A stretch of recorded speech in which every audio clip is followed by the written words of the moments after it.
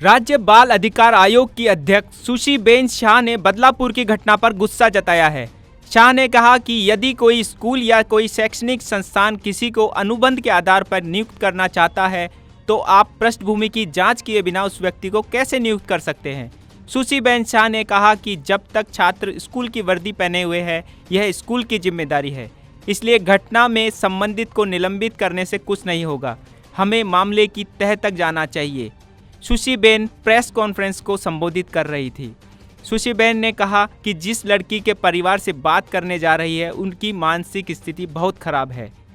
14 तारीखला आई शाळेमध्ये गेली, हेडमिस्ट्रेसला कंप्लेंट केली की असं काही झालेलं आहे।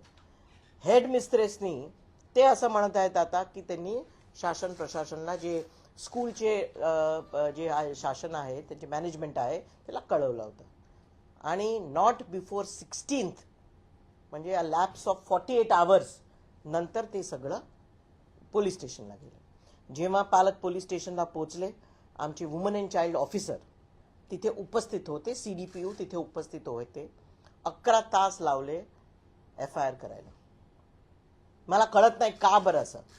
आणि म्हणजेच आजची प्रेस कॉन्फरन्स हे सगळं मध्ये मी बघून घेतलं की कुठेतरी हलगर्जीपणा, कुठेतरी महिला आणि मुलांचा संरक्षणचा काम जर कोणी करू शकते आणि करायला पाहिजे ते आहे पोलीस लेवलला, पोलीस स्टेशनला।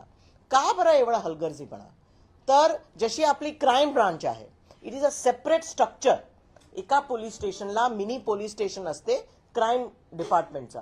तसंच जोपर्यंत महाराष्ट्र सरकारने मुलं आणि महिलांसाठी एक सेपरेट स्ट्रक्चर तयार केलं नाही क्राईम ब्रांचची धर्तीवर, तोपर्यंत मला नाही वाटत काय चेंज होऊ शकते।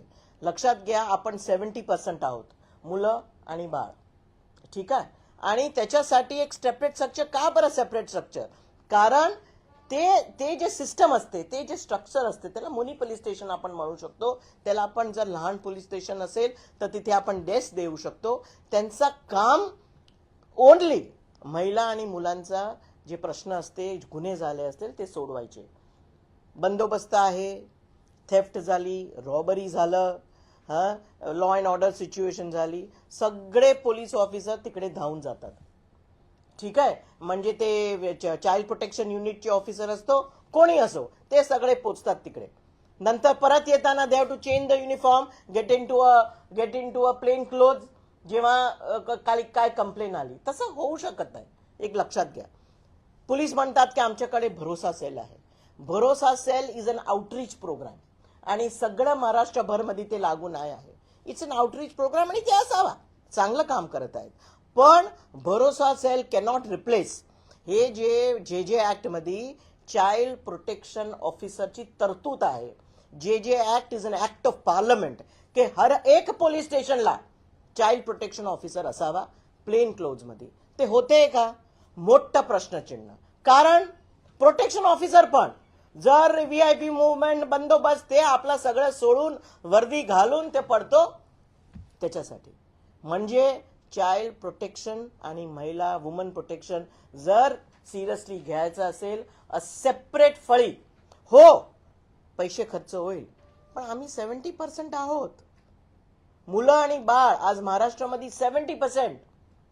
तर त्याच्यासाठी मी आव्हान करते CM साहेबांना, आमचे देवेंद्र फडणवीस साहेबांना, की नक्की क्राईम ब्रांचची धर्तीवर आपण नक्कीच अशी एक मुलांनी बालसाठी एक प्रणाली, एक स्ट्रक्चर तयार करावा, ज्यांचं काम only and only woman and child, महिला आणि मुलांवर जेव्हा अत्याचार होते, त्यांच्यावर शोषण होते, वुवरिझम असो, मुलांसाठी सेक्शुअल असॉल्ट असो, सेक्शुअल क्राईम असो, त्यांच्यासाठी एक वेगळी सिस्टम तैयार करावी। शाह ने कहा कि यदि कथित यौन हमले की जानकारी मिलने के बावजूद प्रधानाचार्य ने पुलिस से संपर्क नहीं करने का फैसला किया और इसकी बजाय वह स्कूल प्रबंधन के पास गए, उन्होंने इस घटना को भयानक स्थिति बताया।